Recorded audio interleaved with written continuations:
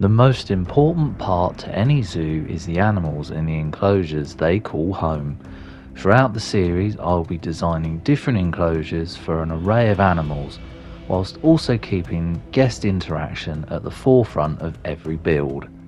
Join me each week as I tackle a new enclosure and idea and try and bring it to life within Planet Zoo.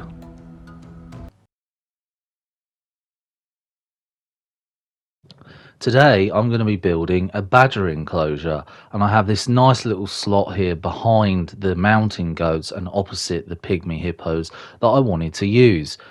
This is going to be a very small enclosure, and as you can see, this is the European badger, so they are found all over Europe, and the land requirement isn't huge, hence why I'm using up this tiny space within the zoo. My group size as well, I'm only having two in this group because it's such a small enclosure, and that is one female and one male. Starting off the build, I had seen this idea somewhere of like a funky shaped little house, and obviously because I'm trying to use more unique shapes in my builds, I wanted to prioritize that. So here's just this funny little shape. It's nothing too special, and I wanted some height to it just to block off that horrible wall. I do later change that solar panel at the back there just because it wasn't working with the size of the enclosure that I was working with. With this enclosure, I wanted a similar feel to the skunk enclosure I'd done. Originally, I was going to have the same enclosure but bigger, but I later changed that. But I use these fences again that is very similar to the skunk enclosure. I do like these are nice to use, and you'll see that I've raised them up above the ground. This is because I wanted to use a rock texture underneath, very similar to one that I used in the reptile house. It's getting to that point now where I've done quite a few builds, and it's just nice to bring all these together and use different things from each build whilst also keeping them fresh and different. So this is the original size of the enclosure, and I thought this isn't working. It looks too small, and I'm not keen on that staff footpath there, so I later do change that once I'd finished going around the edge adding this texture.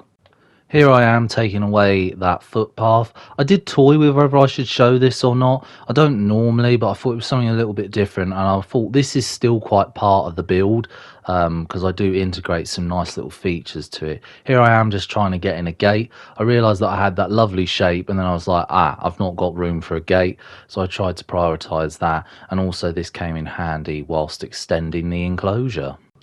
Here I am getting the null barrier in already. This is because I wanted to get the badger in and really start adding some foliage, because I wanted this enclosure to look really pretty, to hide that mountain goat wall there, and just to add a pop of colour to this end of the zoo, you know, using loads of different flowers that I'd not used before. So it was nice to get them in and start theming this up.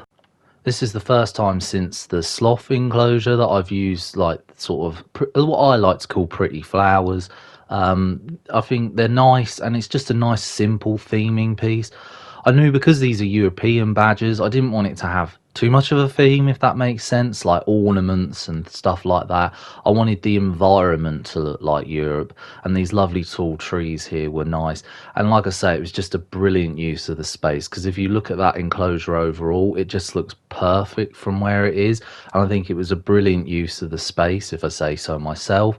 And it was nice to just make use of it and not just have it as empty space, because this part of the zoo is looking a bit bland because I'm trying to move more enclosures down to this end.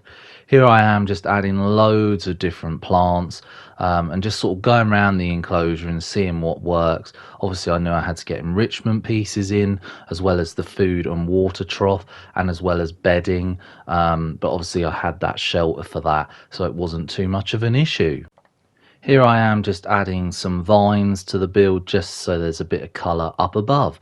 So this is the quirky bit of the build that isn't part of the badger enclosure. It is to do with the mountain goats really, but I thought it was a nice thing to sort of theme in as well, because obviously you don't want to see the high rock wall from there. So what I use is these little grass panels. I don't put anything on these panels. I was toying with like some bushes and things or some small trees, but I've left it bland for now, and I think it just takes away from that grey colour that was originally there.